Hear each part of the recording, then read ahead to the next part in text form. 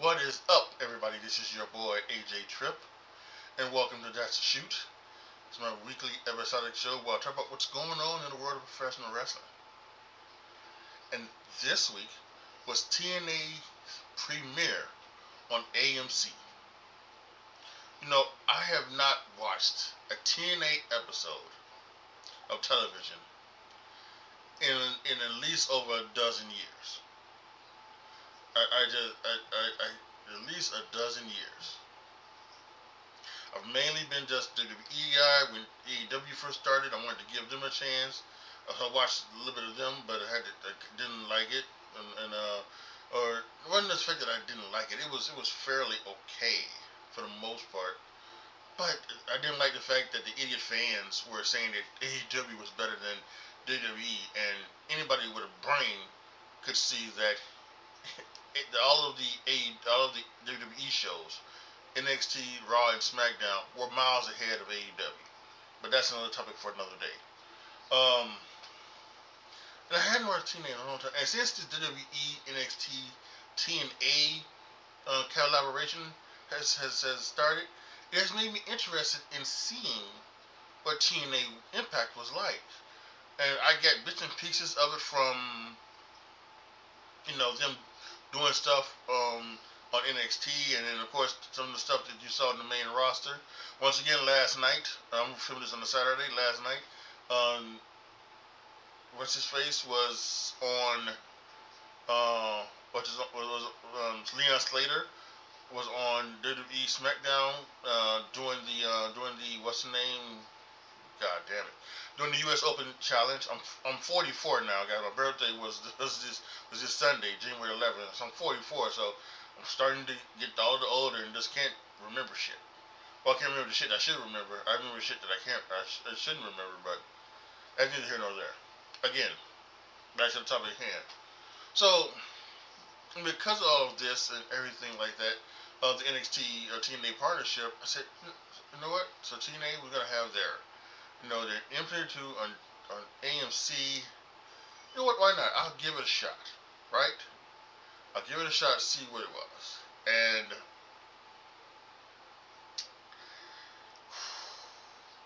let's hope they can be better. Because there are many people, myself included, that feel like that WWE wanted this partnership with TNA for two reasons. It was one, to make TNA the so-called number 2 wrestling organization, behind them, and pushing AEW way down the card, right? That was number one, and I think number 2 was to poach some of the talent that TNA did have, right? That might have been like a little small percentage, but they were going to do it, and they pretty much have done it. They Joe Hendry, Jordan Grace have signed with WWE, and ironically, some of the people that WWE released have gone on to TNA. Indy Hartwell, Jakara Jackson, who I don't know what her name is now, and a few others, right, have gone to TNA. Well, that wasn't before. That was before the partnership, but Zia Lee, who again I don't know what she calls herself now, but yeah, there's been some few WWE cast-offs now in TNA. So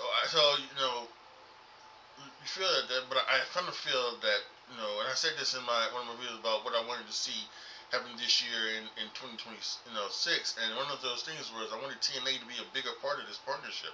I wanted TNA to get some wins. I wanted wins over NXT big names. I wanted to see TNA win some NXT championships. I wanted to see TNA make a debut on the main roster, right? That's really going to help them become the number 2 organization, is if they get some they have some fantastic matches and some great stories on the WWE main roster. Right?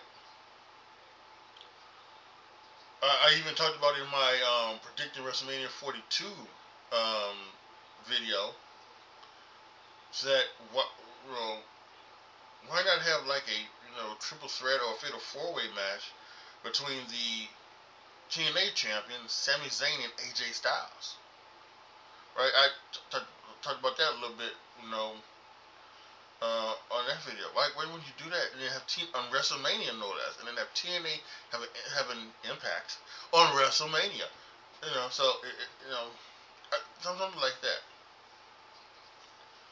But after watching this show, they have a long way to go. I think before they would even catch, AEW, and I will fully admit that as someone who is a aberrant AEW disliker, to do like that. So they have a long way to go. That show, it was a little bit hard.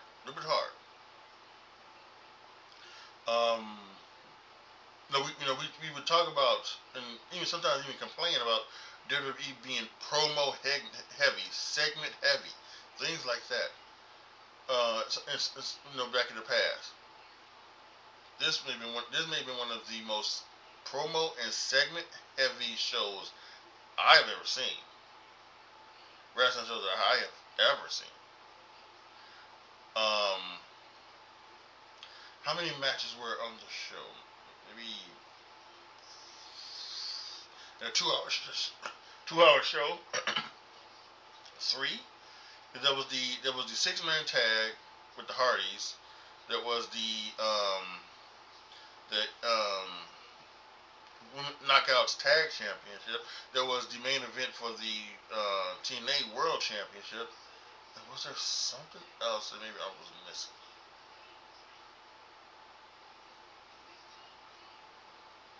I don't know. I can't remember. But there was a lot of promos, a lot of segments on the show. The 3 good things about this show was Sonya Deville now using her real name, or maybe at least her real first name. I don't know if Ray is her Ray is not her last name. I know that because it's like a B word. It starts with a B, her last name. Maybe Ray is her middle name, so she's using Daria Ray. Like I think her good friend Mandy Rose. Her real name was like Amanda Rose Sacramentera or something like that. She had none of those names, and then she just called herself Mandy Rose. So maybe that's just she's just Daria Ray, and she came out to be the new heel authority figure for TNA Impact, and that's kind of a shame because again, heel authority figures are maybe the most played out thing, and that's something that I think I need to do. The most played out tropes in wrestling. I just got a new video, y'all. So we talked about it. Thank you that. But now she's gonna be the new heel authority figure, and so she did this. She talked about she turned on Santino, and then she went and introduced Elena Black, aka Cora Jade, who has come to TNA Impact, and she's gonna make a statement now. And I think she probably had a little push from CM Punk. Obviously, CM Punk does not like AEW, and I think even though she probably would have made more money in AEW, she was the TNA Impact. And again, she's had some unkind things to say about her time in WWE, maybe being body shamed and everything like that. I don't know why. That's maybe why she went and she augmented herself. Yes, that's kind of a shame. That's a shame. That sucks. you shouldn't be doing that to to women, like that, to the point to where they go and get, they go and get an unnecessary surgery, so I hope that didn't happen to Tiffany Stratton and Kiana James, because that's the same. That seems to be the same thing with them. You know, you know, they Cora J, Tiffany Stratton, and Kiana J, they all went out with some type of injury that kept them on the shelf for a long time. And then all of a sudden, when they make their debut, all of a sudden, something's bigger than it was before. And I hope at least in Kiana James and Tiffany Stratton's, it was their choice. It wasn't them being body shamed by the people in the back. But Corey J, I don't know. I never read it. I don't know the full thing, because that's kind of sickening in a little bit. I don't like to hear that about people body shaming women. So I don't know if that was the body shaming, or if they were saying that she was like too fat, which would have been fucking ridiculous, or anything like that. So I don't know, but I just don't like women being body shamed. But Elena Black was back. I thought that was good. I think she's gonna bring new energy to the Knockouts division. That is something that I think they would need, a new star. I mean, she's the champ. She's not the champion, but Xia Li is the champion.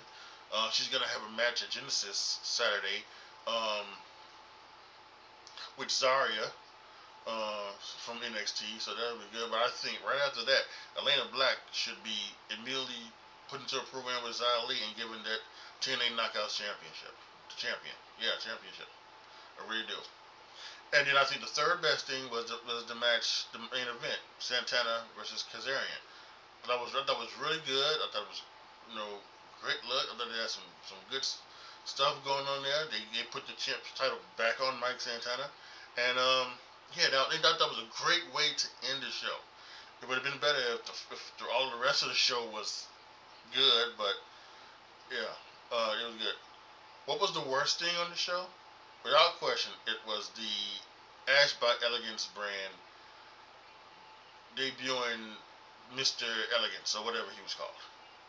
I mean, and so apparently they did something in the past, on one of the past shows before this show, obviously, where they were looking for a male elegant model, and they apparently they took a fat. No, I shouldn't say that, because that's body shaming the other guy. They took a bigger cameraman, and then turn around 1 or 2 weeks later, he's now this guy with the body of an Adonis or whatever, right? And it was so silly. So, and yes, I think that's very good. And I was surprised to see Dana Brooke, aka Ash by Elegance, on this, because I knew she had to give up the championship, and give up wrestling. But on the other hand, just you can always still be a part of wrestling, something like that. And she's great. She was with the other two girls, and I'm guessing that's their gimmick, to be so fucking annoying, to everybody, that's just it. But she was there. I was surprised to see her, because I thought she was retired, but she's only retired from in-ring competition. I guess not regular competition, not being a performer. So yeah, that was the worst thing on it. And there were other things that were bad too. So I'm going to give it some more time, right? I'm going to give it some more time. Now, I'm not going to say I'm going to make any type of things of doing reviews on it or talking about it. That's pretty much not going to be the thing. I think for the most part, my reviews and my opinions and most of my videos on That's a Shoot will be about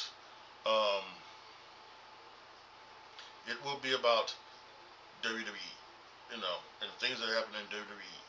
I think that's pretty much the same. Maybe at some point, if TNA kind of gets me going, or if there's a WWE element to one of the TNA pay-per-views, I may order a TNA pay-per-view and watch that and give my review on that. But otherwise, yeah, I don't think I'm doing any reviews or anything particular for the channel. However, I will be watching the show for some point. Some point, I have a thing. As you can see in my background, I've got two televisions. Actually, I have three, but one is for my gaming. But I have two televisions, and with no Thursday night football anymore, and I don't know if there's going to be any Thursday night basketball or anything like that coming up. I'll have my Thursday nights free for the most part, so I'll I'll be able to catch. Well, yeah, for the most part, I do watch Law and Order SVU, so. But like I said, I have two TVs. I have Impact on the TV I'm not main watching, which is this one over here, and then one up there in the on the wall.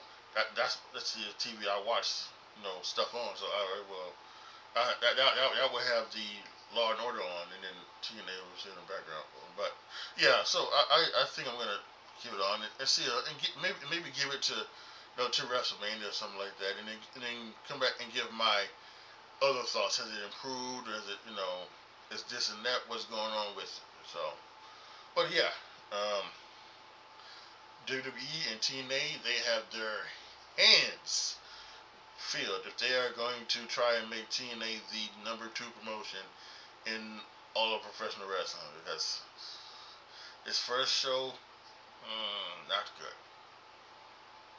Post your comments down below. Tell me what you guys, and let me know what you guys felt about the TNA debut on AMC. Did you watch it? Did you not watch it?